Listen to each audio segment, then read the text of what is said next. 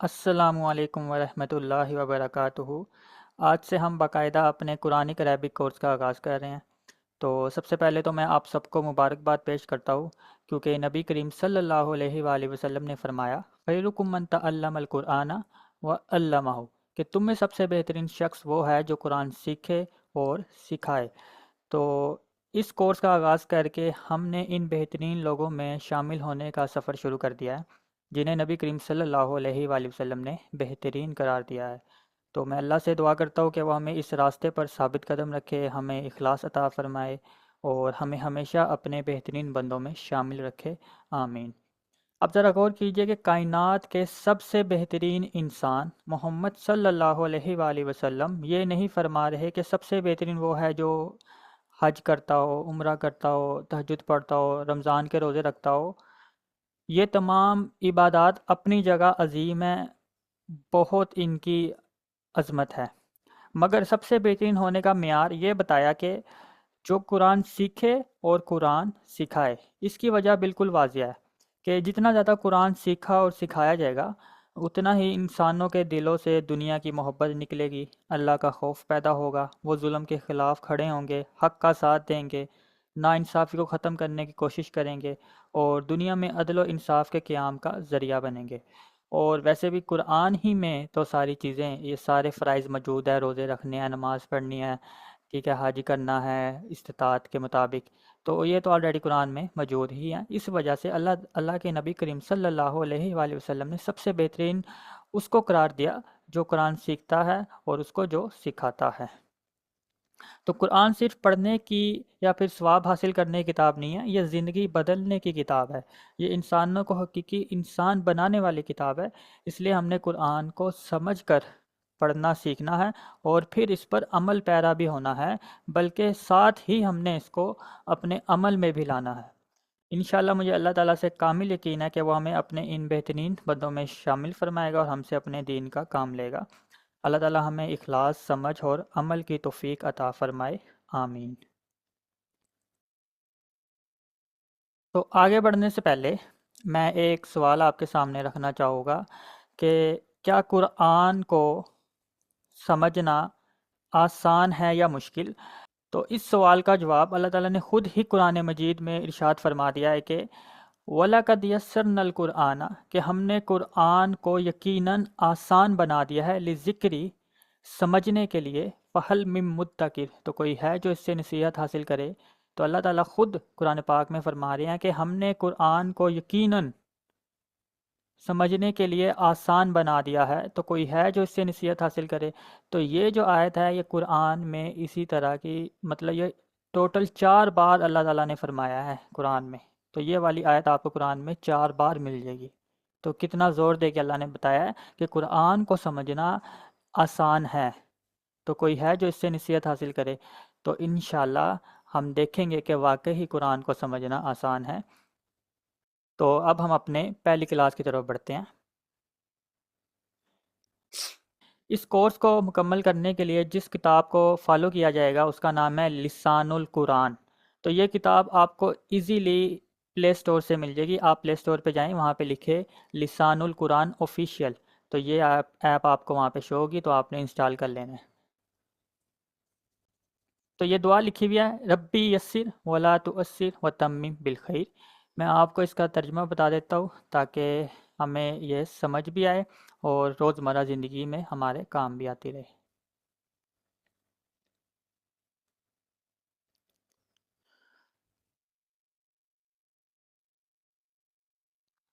تو یہ ہے، ربی، اے میرے رب، یسر، آسانی فرما، ولا تعسر، اور مشکل نہ فرما، وتمم، اور مکمل فرما، بالخیر، خیر کے ساتھ۔ ربی یسر ولا تعسر وتمم بالخیر، اے میرے رب آسانی فرما اور مشکل نہ فرما اور مکمل فرما خیر کے ساتھ۔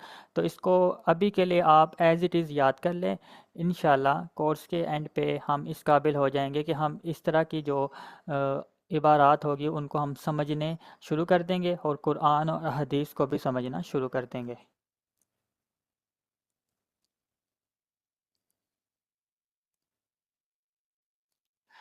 تو یہ جو پیراگراف ہے اس میں جو امپورٹنٹ پوائنٹ ہے وہ یہ ہے کہ اردو زبان میں بولے جانے والے 80% الفاظ عربی ہی کے ہیں۔ تو اس کا مطلب ہمیں 80% عربی کے الفاظ آلریڈی پتہ ہے، بس ہمیں اندازہ نہیں ہے، تو انشاءاللہ آگے جا کے ہمیں اس بات کا اندازہ ہو جائے گا۔ نیچے آ جائیں کہ یہ لکھا ہوا ہے عربی زبان میں بنیادی حیثیت حروف الہجا کو حاصل ہے، جنہیں ہم اردو میں حروف تہجی اور انگریزی میں الفابیٹ کے نام سے جانتے ہیں۔ ٹھیک ہے، جیسے انگلش میں الفابیٹ ہوتے ہیں ABC، اردو میں حروف تہجی الف ب ت، اور عربی میں یہ جو عربی کے الفابیٹ ہیں ان کو کہتے ہیں حروف الہجا۔ ٹھیک ہے، تو یہ عربی کے الفابیٹ جن کو حروف الہجا کہتے ہیں۔ اردو کے اور عربی کے جو الفابیٹ ہیں یعنی کہ حروف الہجا وہ تقریباً سیم ہی ہیں، لیکن ان میں بولنے کا، ان کو پڑھنے کا طریقہ تھوڑا سا الگ ہے کہ اردو میں ہم اس کو پڑھتے ہیں نا بے، لیکن عربی میں ہم پڑھیں گے با۔ اردو میں اس کو پڑھتے ہیں تے، لیکن عربی میں اس کو پڑھیں گے تا۔ اس کے لیے سمپل سا ایک رول ہے، وہ رول یہ ہے کہ اردو کے وہ حروف جن کے آخر پہ ایک ہی آواز آتی ہو، ایک ہی آواز، ان کو آپ نے آ کی آواز میں چینج کر دینا ہے۔ اردو کے وہ حروف جن کے آخر میں ایک ہی آواز آتی ہو ان کو آ کی آواز میں چینج کر دینا ہے، تو آپ کے جو عربی کے حروف الہجا ہے ان کی پروننسیشن کور ہو جائے گی۔ جیسے بے، ایک ہی آواز آ رہی ہے اس کے آخر پہ، تو آ کی آواز میں چینج کر دے با۔ تے، تا۔ اس طرح دیکھیں جیم، اینڈ پہ نہیں آ رہی ایک ہی آواز تو جیم جیم ہی رہے گا۔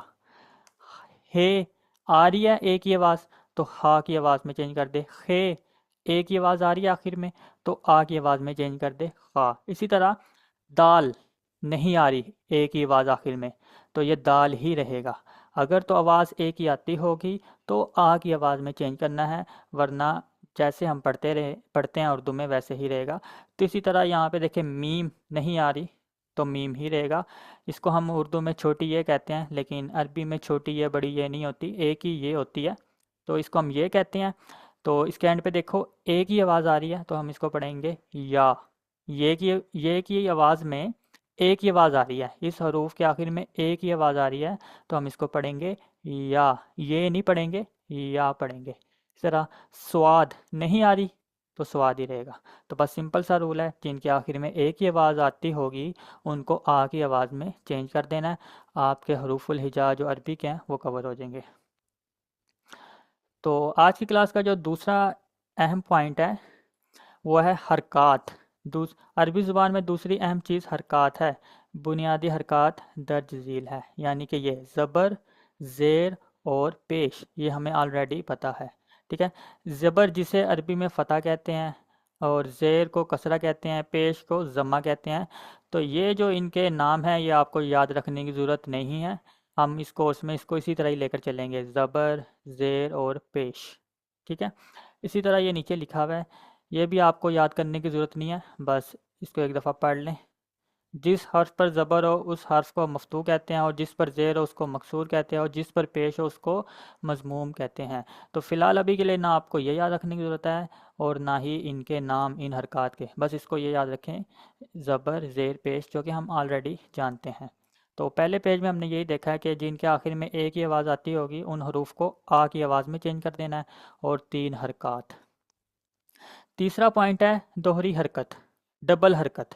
ٹھیک ہے، جیسا کہ یہ ڈبل زبر، ڈبل زیر، ڈبل پیش، یہ جو ڈبل حرکت ہوتی ہے ان کو ہم تنوین کہتے ہیں، اور یہ بہت ہی زیادہ امپورٹنٹ پوائنٹ ہے۔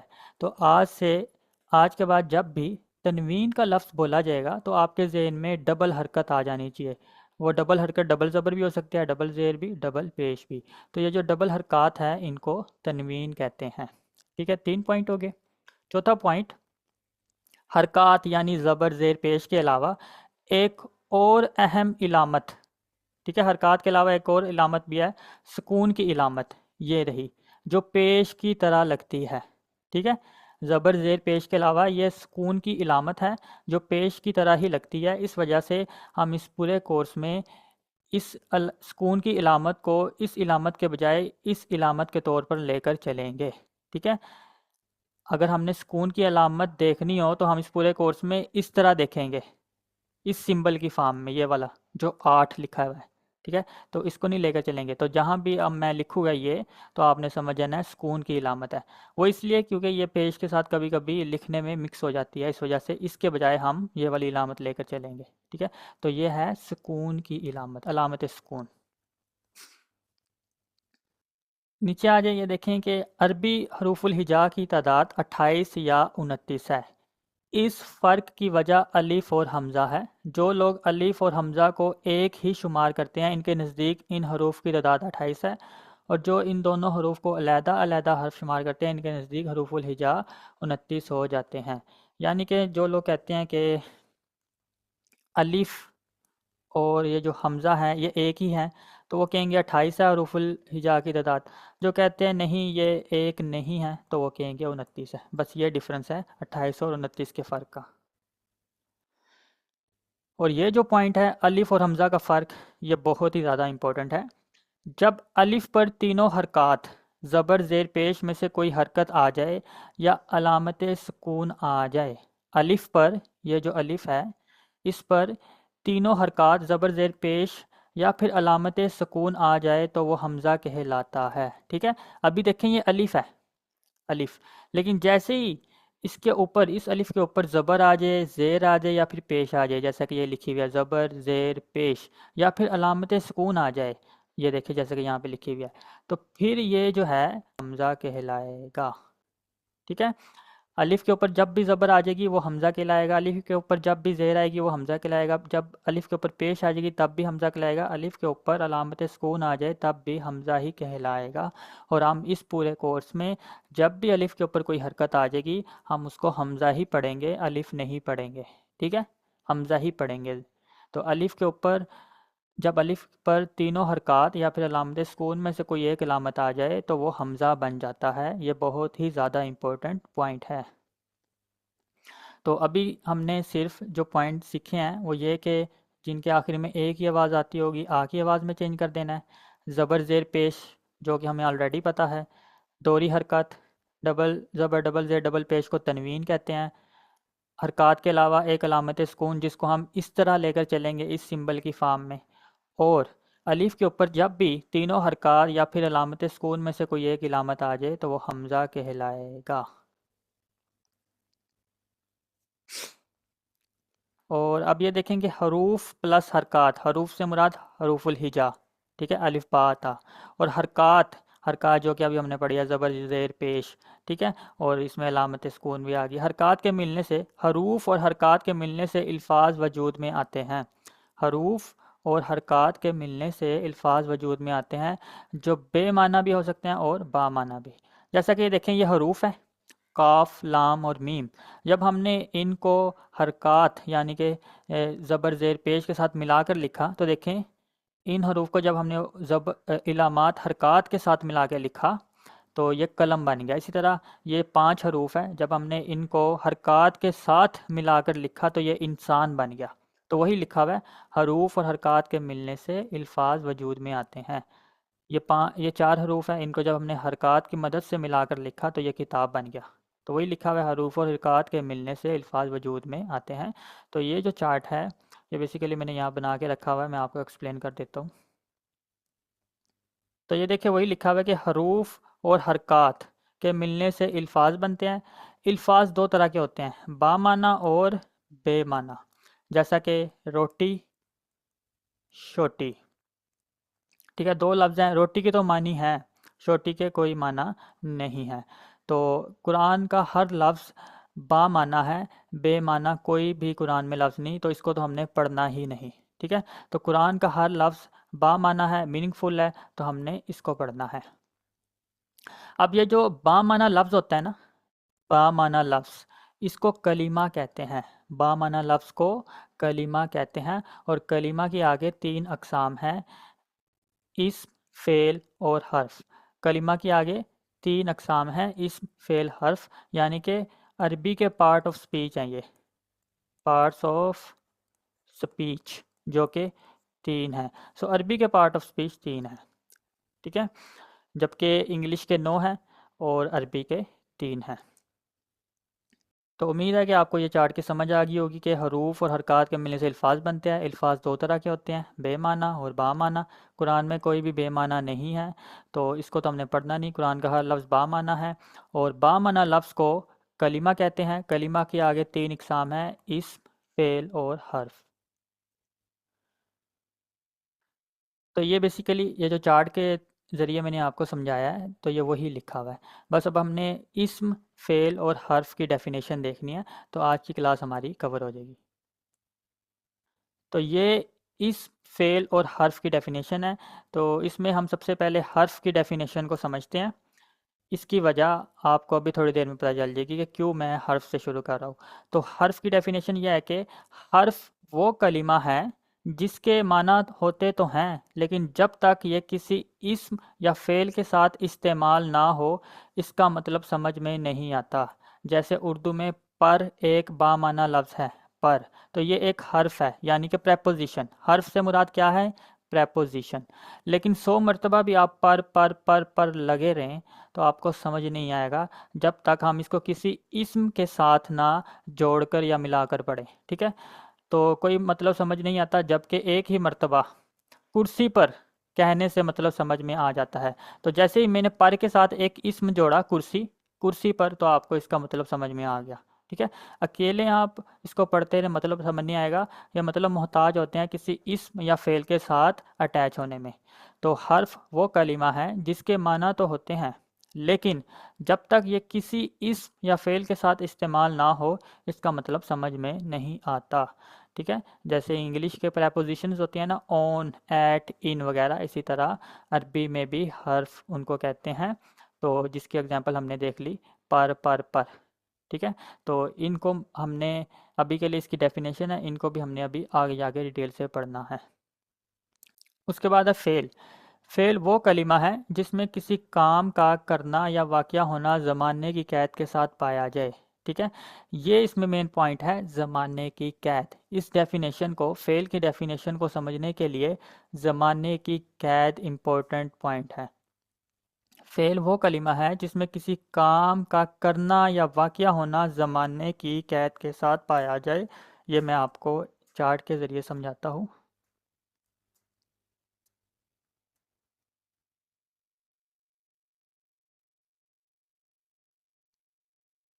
جیسا کہ یہ دیکھیں، یہ آپ کے پاس ایک لفظ لکھا ہوا ہے، کھیلا۔ اس کا مطلب وہ کام ہو گیا کام۔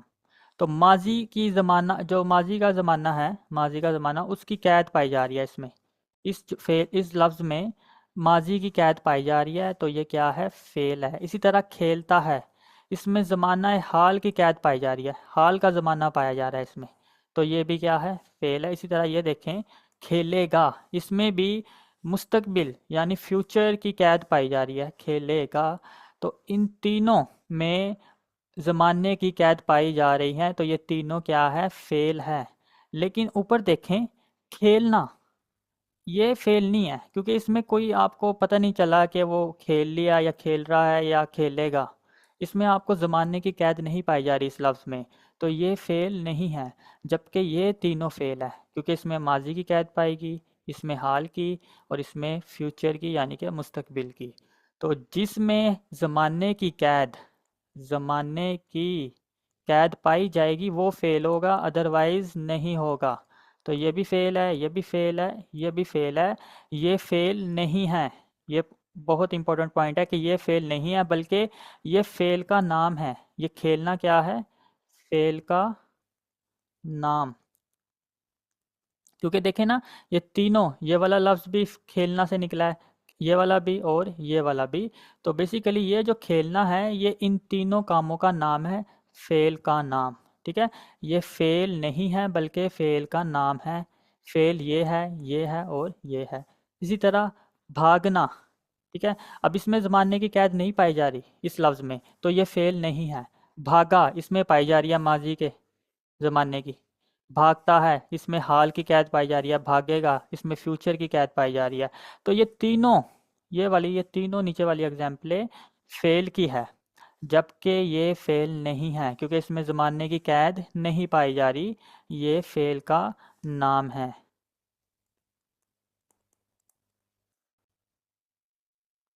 کیونکہ یہ تینوں فعل اس لفظ سے نکل رہے ہیں، تو یہ جو لفظ ہے بھاگنا، یہ فعل کا نام ہے۔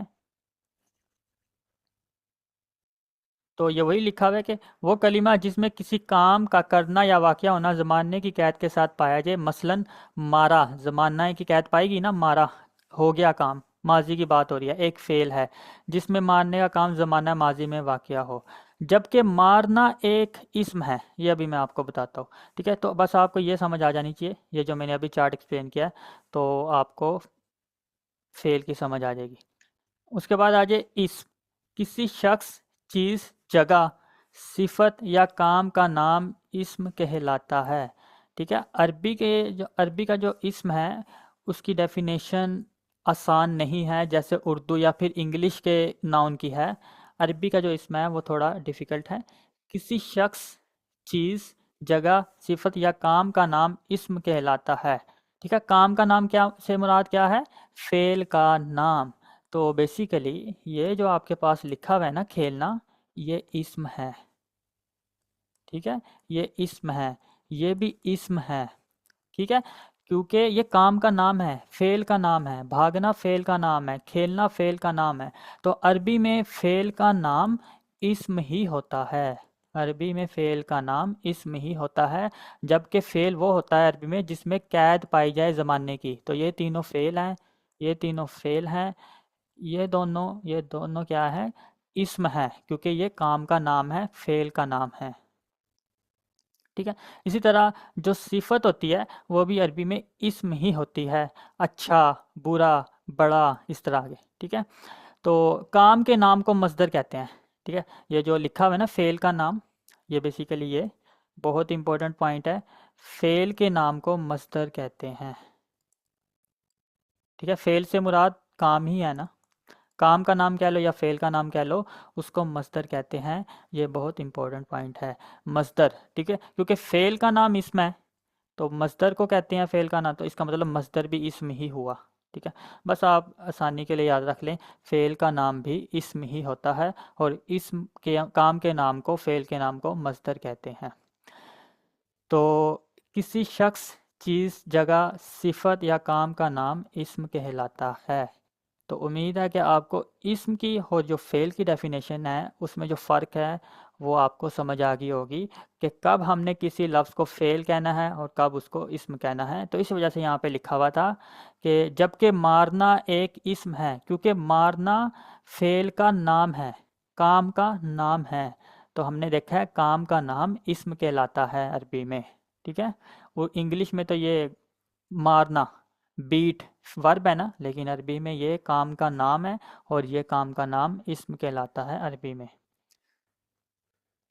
تو ان تینوں ڈیفینیشنوں کو ہم ابھی سمرائز کر لیتے ہیں۔ حرف وہ کلمہ ہے جس کے معنی تو ہوتے ہیں، لیکن جب تک کسی اسم یا فعل کے ساتھ استعمال نہ ہو اس کے مطلب سمجھ میں نہیں آتا، مطلب ان کو اسم یا فعل کی ضرورت ہوتی ہے اپنا معنی دینے کے لیے۔ فعل جس میں زمانے کی قید پائی جائے، اور اسم کسی شخص، چیز، جگہ، صفت یا کام کا نام اسم کہلاتا ہے۔ ایک آخری اور لاسٹ پوائنٹ، کہ ابھی میں نے آپ کو تھوڑی دیر پہلے بتایا کہ عربی کے جو پارٹ آف سپیچ ہیں وہ 3 ہیں، اسم، فعل، حرف، اور جو انگلش کے ہیں وہ 9 ہیں۔ تو اس کا مطلب یہ نہیں ہے کہ ہم یہ 3 کریں گے تو ہمارا کام ہو جائے گا، بلکہ 9 میں سے 3 نکالے 6 بچے، اس کا مطلب یہ ہے کہ وہ جو 6 ہیں نا، بیسیکلی انگلش کے جو بقیہ 6 ہیں وہ انہی کہیں تینوں میں فکس ہوں گے، ان تینوں جو ہیں پارٹ آف سپیچ میں ہی فکس ہوں گے جو بقیہ 6 ہیں۔ جیسا کہ ابھی ہم نے دیکھا، جو ایڈجیکٹیو ہے یہ بیسیکلی صفت کو کہتے ہیں، ٹھیک ہے، عربی میں، ٹھیک ہے؟ تو یہ ایڈجیکٹیو صفت ہے، اور ہم نے دیکھا تھا عربی میں صفت بھی اسم ہی ہوتا ہے، تو ایڈجیکٹیو جو کہ انگلش میں علیحدہ سے ایک پارٹ آف سپیچ ہے، وہ عربی میں اسم کے اندر ہی آ رہا ہے۔ اسی طرح یہ جو پروناؤن ہے یہ بھی علیحدہ سے ایک پارٹ آف سپیچ ہے انگلش کا، لیکن عربی میں یہ اسم ہی ہوتا ہے، بلکہ اسم میں ہی کور ہوتا ہے، اسم ہی کہلاتا ہے پروناؤن، ٹھیک ہے؟ اسی طرح اور بھی مطلب جو 6 ہے ٹوٹل، وہ انہی تینوں میں کہیں فکس ہوں گے۔ تو یہ بس آپ کو اس کا انٹروڈکشن ہی دینا تھا، اگر آپ کو اس پوائنٹ کی سمجھ نہیں آئی تو کوئی مسئلہ نہیں ہے، اس سے یہ نہیں ہوگا کہ آپ کو عربی سمجھ نہیں آئے گی۔ یہ جسٹ ایک چھوٹا سا انٹروڈکشن تھا کہ کوشچن آ جاتا ہے مائنڈ میں کہ عربی میں تو 3 پارٹ آف اسپیچ ہے جبکہ انگلش کے 9 ہیں، تو کیسے عربی سیکھیں گے؟ تو بقیہ جو 6 ہیں وہ بیسیکلی انہی تینوں میں کہیں فکس ہوں گے۔